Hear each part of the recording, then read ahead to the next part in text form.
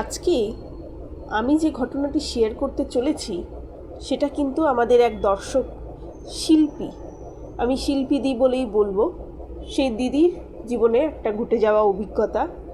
ঘটনাটা শুনে প্রথমে বিশ্বাস করা কঠিন মনে হলেও ওনার দাবি, ওনাদের পরিবারে মানে তিনি, তার মা এবং বাবা, তখন তার 12 বছর বয়স। সেই সময় হয়তো কোনো এক মহিলা, যিনি বোধহয় তাদের বাড়ির পরিচারিকা ছিলেন, তার আগমনের পর থেকেই কিভাবে একটা হাসি খুশি পরিবার বা একটা হাসি খুশি সংসারে ভাঙন ধরে গিয়েছিল। তো অবশ্যই ঘটনাটা প্রথম থেকে শেষ পর্যন্ত মন দিয়ে শুনবেন। খুব ইন্টারেস্টিং একটা ঘটনা। আর আপনাদের সকলের জীবনেই কাজের মাসি বা যে কোনো মানে কাজের লোকের কিন্তু খুবই প্রয়োজন, কিন্তু সেই ক্ষেত্রেও যে কত রকমের ঘটনা ঘটে যায় বা তাদের দ্বারাও যে কত রকমের ভয়ানক ঘটনা ঘটে, আজকের ঘটনাটিও কিন্তু তারই একটা বিশেষ উদাহরণ। তো নমস্কার বন্ধুরা, গল্পঘর বাংলা চ্যানেলে আপনাদের সকলকে স্বাগত। আমরা ছোট থেকেই বিভিন্ন ঘটনা শুনে বড় হয়ে উঠি, ঠিক সেই রকমই কিছু ঘটনা আমি গল্পের আকারে আপনাদের সামনে তুলে ধরি এই চ্যানেলে আমি শেয়ার করি বাস্তব আধ্যাত্মিক গল্প, যা আপনাদের জীবনে বিভিন্নভাবে কিন্তু শিক্ষা দিয়ে যায়। তো চলুন শুরু করা যাক আজকের মূল ঘটনাটি। তো এই শিল্পীদি তার মা বাবার সঙ্গে বেশ ভালোই কাটাতো। তো ওনার বাবার যে চাকরি ছিল, উনি স্পেসিফিক্যালি প্রফেশনটা বলেননি, কিন্তু সেই চাকরির সূত্রে ওনাদেরকে না মাঝে মাঝেই অন্যান্য জায়গায় কিন্তু থাকতে হতো। ধরুন এক শহর থেকে আর এক শহর বা একটা স্টেট থেকে অন্য স্টেটসেও থাকতে হয়েছে। এরকমভাবে ওনাদের অনেক সময় কিন্তু চলে যেতে হতো। হয়তো 2-3 বছর এক জায়গায় থাকতো, তারপর ধরুন আবার ওনার বাবার কিছু ট্রান্সফার হলো, তখন আবার পরে 3-4 বছর আরেক জায়গায় থাকতে হলো। কিন্তু ওদের পরিবারটা খুব সুন্দর একটা পরিবার ছিল। উনি এবং ওনার মা বাবা এই 3 জনকে নিয়ে খুব মিষ্টি একটা পরিবার ছিল। তারা খুব হাসি খুশিভাবে থাকতো। তো শিল্পীদি যেটা করেছে, এখানে ও কোনো স্পেসিফিক শহরের নাম বলেনি, ও শুধু একটা শহর এরমভাবেই বলেছে পুরো ঘটনাটা। তো আমিও সেভাবেই আপনাদের ঘটনাটা বলছি।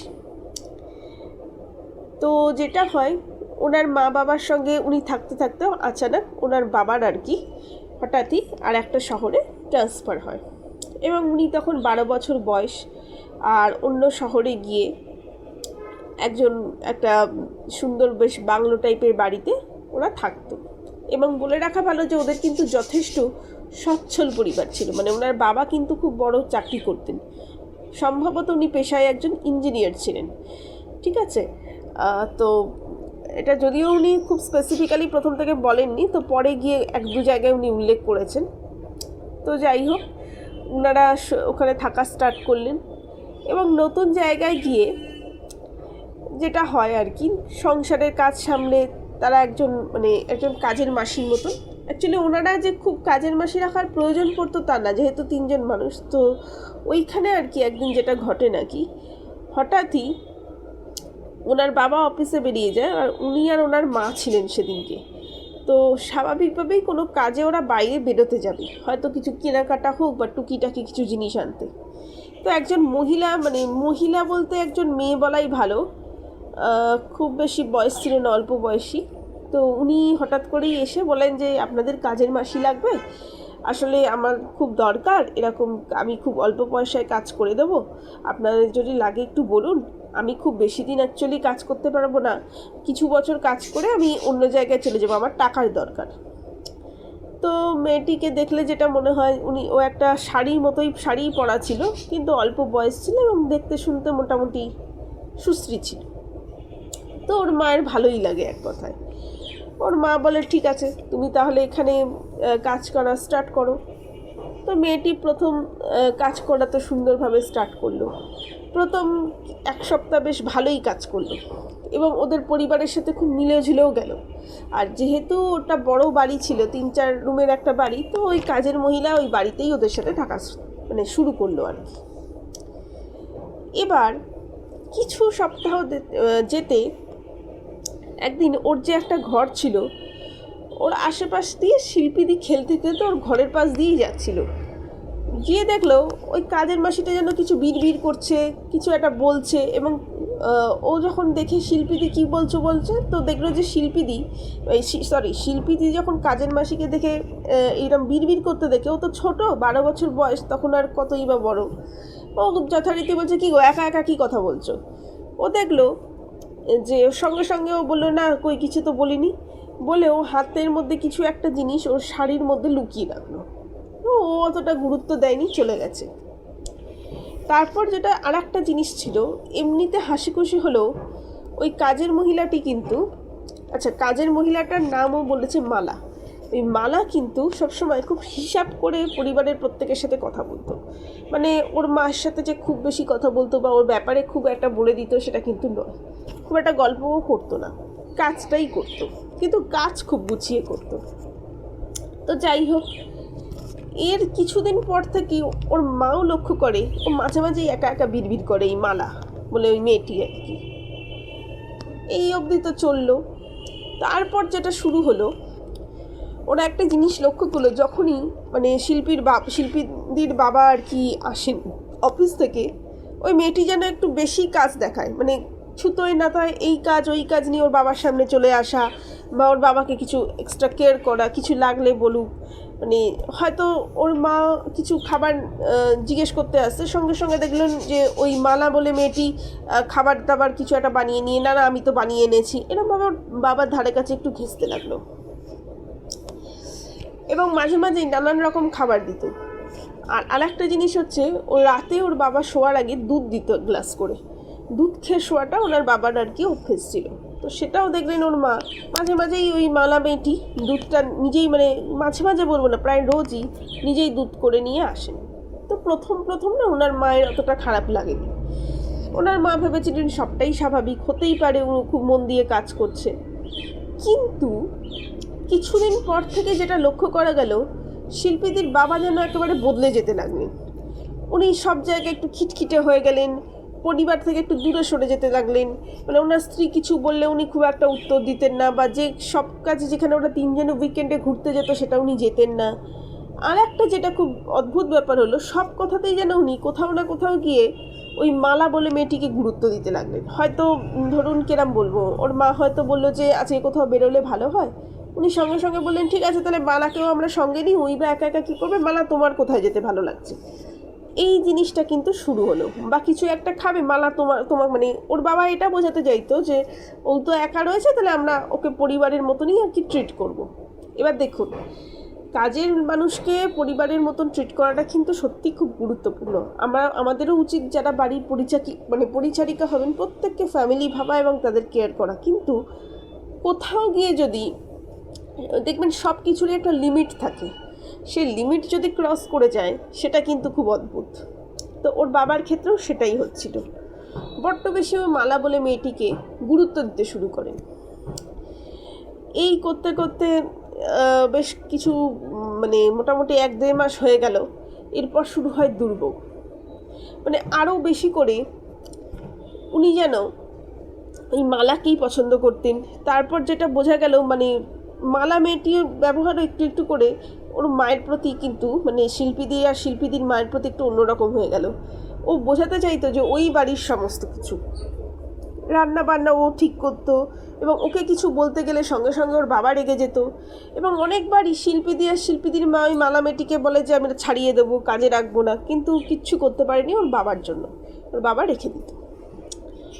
ওরা বুঝতে পারতো কিছু একটা গণ্ডগোল হচ্ছে, কারণ শিল্পীদের বাবা কিন্তু খুবই ভালো মানুষ ছিলেন। প্রায় 3-4 মাস হয়ে গেছে। একদিন হঠাৎই দেখে যে শিল্পীদিও নেই, সকালবেলা দেখে শিল্পীদিও নেই এবং ওর বাবাও নেই, শিল্পীদি না মালাও নেই, ওর বাবাও নেই। তো ওরা তো সারাদিন ধরে ওয়েট করে, ফোন করে, পায় না। তারপর সন্ধ্যের দিকে দেখছে ওই যে মালা, সে রীতিমতো বউয়ের সাজে ওর বাবার সঙ্গে বাড়িতে ফিরেছে। ওরা যা বোঝার বুঝেছে, এবং শিল্পীদের মাথা পুরো খারাপ হয়ে গেছে, রীতিমতো তারা কান্নাকাটি। কিন্তু শিল্পীদের বাবা বলেছেন যে ঠিক আছে, এবং ওরা যখন বলছে এটা তুমি কি করলে, আর ওইখানে নতুন জায়গা, তো ওর বাবা বলে এখন যা হওয়ার তা তো হয়েই গেছে, বেরে সেরকমভাবে কিছু বললেনও না, তোমরা ওই বাড়িতে থাকো, আমরা ওইখানে থাকি, এরকম একটা অদ্ভুত কথা বললি। এবার তখন শিল্পীদের মা শিল্পীদিকে নিয়ে কোথায় বা যাবে একটা 12 বছরের মেয়েকে, তো চরম দুর্ভোগ শুরু হলো। যা খুশি তাই, মানে শিল্পীদির মা শিল্পীকে ঠিক মানে ওদের অত্যাচারটা, মানে ওদের চোখের সামনেই দেখছে যে ওর বাবা ওই মহিলাকে নিয়েই চলে যাচ্ছেন, ঘুরতে যাচ্ছেন, এবং খাবার দাবারের ক্ষেত্রে ওই মহিলা যেটা বলছেন সেটাই হচ্ছে, বা শিল্পীদিকে হয়তো ভালো মাছের পিসটা দিচ্ছেই না। এইগুলো শুরু হয়ে গেল বাড়িতে। এবার তার মধ্যেই শিল্পীদি যেটা লক্ষ্য করেন, মাঝে মাঝে ওই মহিলা ঘরে, একটা যে ঘর ছিল, এখন যদিও ওর বাবার ঘরে থাকে, কিন্তু মাঝে মাঝে ওই নিজের যে ঘরটা ছিল দরজা আটকে কিছু একটা করে। তো একদিন শিল্পীদি তার মাকে সব বলে। ও আর ওর মা সেই সময় ওই মালা মেয়েটি তার বাবার সাথে কোথাও বেরিয়েছিল, দেখছে ঘরটা খুলে একটা কালো রঙের পোশাক, একটা শাড়ির মতন রাখা, এবং বেশ কিছু অদ্ভুত জিনিস রয়েছে, তিল, তারপরে আরও নানান রকম জিনিস, একটা বাক্স রয়েছে। তো সমস্ত কিছু দেখার পর ওদের একটু অন্যরকম লাগে, তখন ওরা আর কিছু না বলে ঘর থেকে বেরিয়ে আসে। তারপর শিল্পীদের মা কী করেন, ওখানকারই কাছাকাছি একটা মন্দিরে সেদিনকেই চলে যান, গিয়ে সমস্ত কথা বলেন। এবং ওই মন্দিরের মা ছিলেন খুব জাগ্রত, আর ওখানকার যিনি পুরোহিত মহাশয় সব শুনে সঙ্গে সঙ্গে বলেন যে ঠিক আছে, আমার যেটা মনে হচ্ছে এই মেয়েটি কোনো সাধারণ মেয়ে নয়, সে এসছেই আর কি কোনো উদ্দেশ্য নিয়ে। ও কিন্তু তোমার বরকে ভালোবাসে না বা সেরকম কিন্তু কোনো ব্যাপার নেই, ও ওর কাজ সিদ্ধ হবে তারপর কিন্তু চলে যাবে। এবার যেটা হচ্ছে, ওর বাবাও কিন্তু মাঝে মাঝেই অসুস্থ হয়ে পড়তো। এবার যেটা আর একটা জিনিস ওর মা লক্ষ্য করেন, মাঝে মাঝেই ও শিল্পীদের জন্য এবার ওই মেয়েটা খাবার নিয়ে আসা শুরু করলো। তো ওর মা না কি মনে হয়েছে, তো শিল্পীদিকে কখনো ওর রান্না খাবার বা ওর রান্না করা খাবার খেতে দিতেন না, লুকিয়ে ওরা ফেলে দিতেন।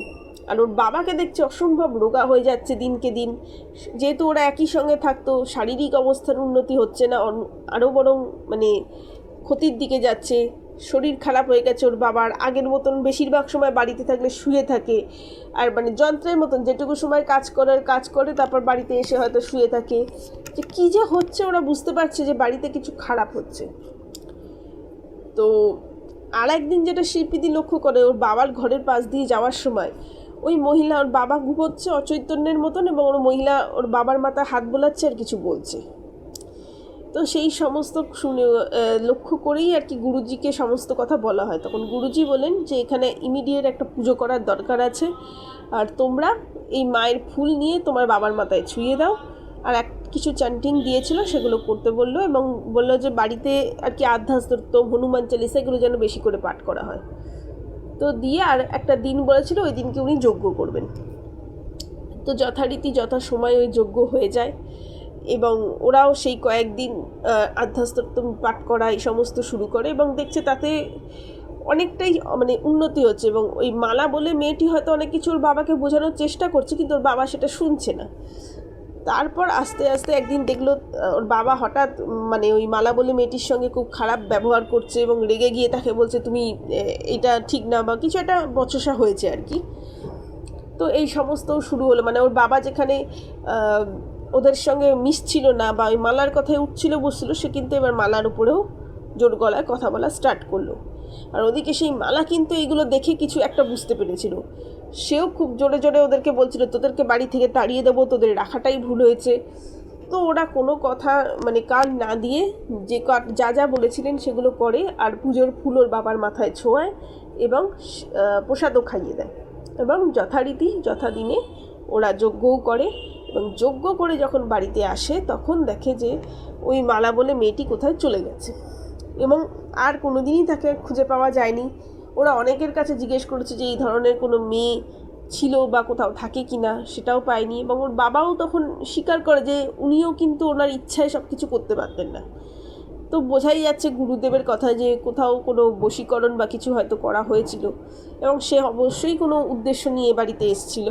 তো যাই হোক, ঠাকুরের আশীর্বাদে, মায়ের আশীর্বাদে সেই মানে উদ্দেশ্য তো সফল হয়নি, এবং এরপর বহু বছর কেটে গেছে। শিল্পীদিরা আজও তাদের সেই পরিবার একসঙ্গে সুখে শান্তিতে বসবাস করছে, কিন্তু এই ঘটনাটা তাদের জীবনে কিন্তু রয়েই গেছে। এটা বহু বছর আগের ঘটনা। আর যেটা শিল্পীদি বলেছে যে ওই ঘটনার পরে ওর বাবা খুব দুঃখ পেয়েছিল, অনেক কান্নাকাটি করেছিল। কিন্তু একটা ব্যাপার হচ্ছে, দেখুন, মানুষ ইচ্ছা করে তো করেনি, ওর বাবা খুবই ভালো মানুষ ছিলেন, এটা হয়তো ঘটনার পরিপ্রেক্ষিতে হয়ে গেছে। এই জন্য যাকেই আজকের ঘটনাটা এটাই ছিল আর কি। তো যাকেই আর কি কাজের জন্য রাখবেন বাড়িতে, যে কাজের জন্যই রাখুন না কেন, সে যেই হোক, যে বয়সেরই হোক, আগে না তাদের সম্পর্কে জেনে নেবেন সে কোথায় থাকে, আরও অন্য বাড়িতে কাজ করে কি না। একদম হঠাৎ করে আমার মনে হয় কোনো মানুষকে বাড়িতে কাজ করতে দেওয়া উচিত না। তার সম্পর্কে আগে জানুন, তারপরে বুঝুন, তারপরে তাকে কাজে রাখুন। আর অবশ্যই সবার সাথে ভালো ব্যবহার করবেন, কিন্তু কোথাও যদি মনে হয় যে কোনো রকম সন্দেহজনক ঘটনা ঘটছে, তখন কিন্তু অবশ্যই সেটার এগেনস্টে একটা স্টেপ নেবেন। আর বাড়িতে সব সময় পুজো পাঠ যজ্ঞ বা কোনো রকম পজিটিভ কানেক্টিভিটির সঙ্গে যুক্ত থাকবেন, তাহলে কিন্তু সবটাই ভালো হবে। তো আজকের ঘটনা এই পর্যন্তই। আমরা আবার অন্য কোনো ঘটনা নিয়ে ফিরে আসবো অন্য কোনো এপিসোডে। আর আমার শরীরটা কয়েকদিন ভালো ছিল না, আর আগের সপ্তাহে আমি খুব বিজি ছিলাম বলে অনেক ঘটনা একদমই শেয়ার করতে পারিনি। আপনারা অনেকেই ঘটনা পাঠাচ্ছেন, তার জন্য অনেক ধন্যবাদ। আজকের ঘটনার জন্য শিল্পীদিকেও খুব ধন্যবাদ। আর আপনারা যে আমাদেরকে এতটা সাপোর্ট করছেন তার জন্যও ধন্যবাদ। অবশ্যই ঘটনা যদি ভালো লেগে থাকে আপনারা লাইক করবেন, কমেন্ট করবেন, আর সোশ্যাল মিডিয়ায় বেশি বেশি করে এই ঘটনাগুলো কিন্তু শেয়ার করবেন। আর আমি কমিউনিটি পোস্টেও অনেক সময় অনেক রকমের দিচ্ছি পোস্ট, যে ওখানে আপনারা আপনাদের মতামত অবশ্যই কমেন্ট করে জানাবেন। আর আমাদের যেটা আপনাদের জীবনে বা আপনাদের চেনা জানা যার জীবনে এই ধরনের সত্যি ঘটনা যদি ঘটে থাকে, অবশ্যই আমাদের যে ইমেল আইডি আছে গল্পঘর বাংলার, সেই ইমেল আইডিতে পাঠিয়ে দেবেন। আর ইমেল আইডি আমরা এখন প্রতিদিনই যে কোনো ঘটনার সাথেই কিন্তু শেয়ার করছি। ঘটনার যে বক্সটা রয়েছে সেই বক্সে গিয়ে আমি শেয়ার করে দেবো, ডেসক্রিপশন বক্স আর কি যেটা থাকবে। আর আমাদের গল্পঘর বাংলা চ্যানেলের ডেসক্রিপশনেও ইমেল আইডিটা রয়েছে, আর আমরা ঘটনার ডেসক্রিপশনেও সেটা দিয়ে দিচ্ছি। তো ওখান থেকে সমস্ত কিছু শেয়ার করে দিব। আপনারা ওই ইমেল আইডি থেকে অবশ্যই ঘটনা আমাদের সাথে শেয়ার করবেন। আশা করি প্রত্যেকে আপনারা ভালো থাকবেন। এখনও আপনারা ভালোই আছেন, আমাদের ঘটনা শুনছেন। তো তাহলে আবার আসবো অন্য এপিসোডে। ততক্ষণের জন্য ধন্যবাদ।